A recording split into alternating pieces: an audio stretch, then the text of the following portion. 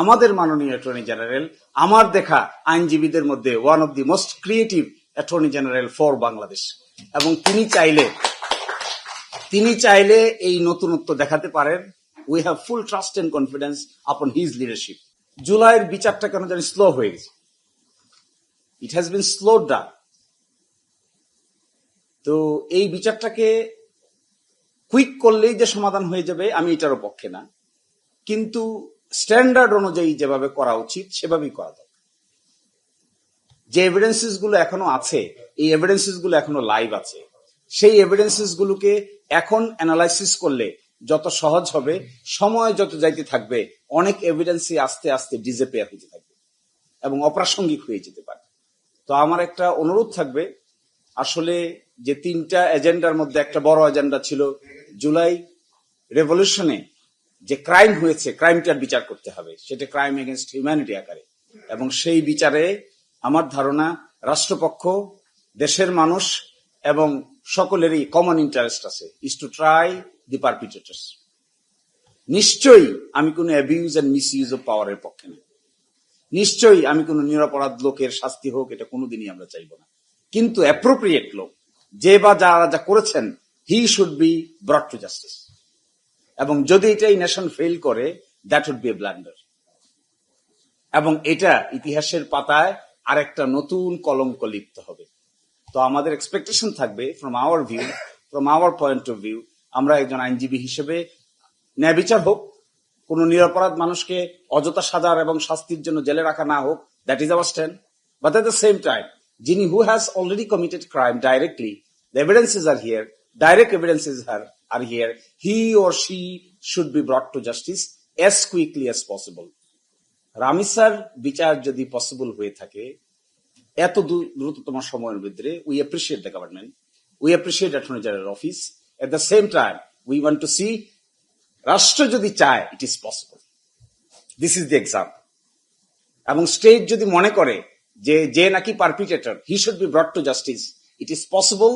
এই রামিসার বিচারের মাধ্যমে রাষ্ট্রের যে এবিলিটি আছে, ইট হ্যাজ বিন প্রুভড। এখন প্রশ্ন, এই এবিলিটি কি তারা পিক এন্ড চুজ করে কাজে লাগাবে নাকি ইন জেনারেল কাজে লাগাবে? আমার একটা সামান্য চিন্তার কথা বলি, শেষ করে দিই, বেশি সময় নেওয়াটা বেয়াদবি হয়ে যাচ্ছে।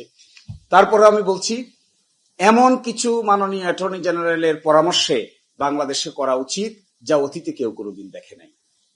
তার একটা হতে পারে, হাইকোর্ট ডিভিশনে সরাসরি অ্যাডহক জাজ নিতে পারেন, নির্ধারিত কোনো সময়ের জন্য বিশেষ কোনো মামলা নিষ্পত্তির জন্য উদ্যোগ নিতে পারেন। 1250 মৃত্যুদণ্ডের মামলা পেন্ডিং আছে, একটা নারী শিশুর জন্য বেঞ্চ করা হয়েছে, বাকি 1250 লোকের ভিকটিম যারা, তারা কি হতাশ হচ্ছে না? তারা কি এগুলো দেখে নিজের অন্যের প্রতি জেলাসি জন্ম নিবে না? নিশ্চয়ই নিতে পারে। আজ থেকে 8 বছর আগে যার মৃত্যুদণ্ড হয়েছে, সে যেমন খালাস পাইতে চায়, এট দ্য সেম টাইম ওই যে ভিকটিমের কারণে তার মৃত্যুদণ্ড হয়েছে, তার পরিবারও তো বিচারের জন্য অপেক্ষা করছে।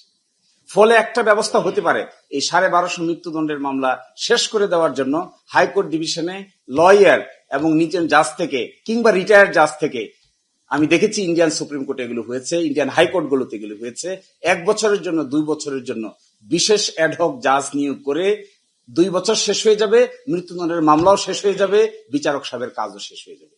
That is a special type of জাজেস। এই দেশে হয়, ইন্ডিয়ান সাবকন্টিনেন্টে হয়েছে, পাকিস্তানে আমি একটা গাইডলাইন দেখেছি হয়েছে, ইন্ডিয়া কলকাতা হাইকোর্টে দেখেছি হয়েছে, নাগপুর হাইকোর্টে দেখেছি আমি হয়েছে, এট the same time Indian supreme কোর্টে হয়েছে। একটা মামলাও আছে, রিট পিটিশন, যে মামলার মধ্যে Indian supreme court guideline develop করে বলে দিয়েছে ওদের যোগ্যতা কেমন হবে। তার মধ্যে 5 জন জজ ছিল যারা নাকি সুপ্রিম কোর্ট থেকে রিটায়ার করে যাওয়ার পরে তাদের কনসেন্ট নিয়ে 1.5 বছরের জন্য আবার এখানে বিচার কাজ সম্পন্ন করেছে। স্পেসিফিক এজেন্ডা, অন্য এজেন্ডা থাকে না, for particular disposal of the cases. Supreme কোর্টে একজন বিচারকের ঘাড়ে আমি হিসাব করে দেখছি 7440টা মামলা আছে, মাত্র 5 জন বিচারক সুপ্রিম কোর্টে। কিভাবে সম্ভব হবে? এটা তো ফেরেস্তা হলেও পসিবল হবে না। দিনে 24 ঘন্টা কাজ করলেও সম্ভব না, শুক্র শনিবার মিলে কাজ করলেও ডিসপোজাল সম্ভব না। এইগুলোর ক্ষেত্রে আমাদের মাননীয় অ্যাটর্নি জেনারেল আমার দেখা আইনজীবীদের মধ্যে one of the most creative attorney general for Bangladesh, এবং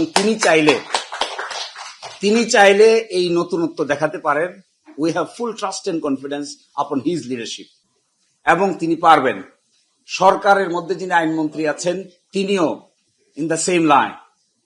হোম মিনিস্টার যিনি আছেন happen to be all belong to the Dhaka University Law Department. So it is also necessary, it is also possible and desirable if all sit together কি করে supreme কোর্টে এমন কিছু করা যায় যা করলে পরে অতীতে কেউ কোনোদিন দেখে নাই, ভাবে নাই, এরকম উদ্যোগ যদি নেন, always we will be with them as junior brother. We will always be with them as their younger brother. এবং আমি মনে করি July should be the priority. Supreme কোর্টের reform should be the priority. বড় ধরনের রিফর্ম দরকার, না হলে মানুষের মধ্যে হতাশার জন্ম হতে পারে।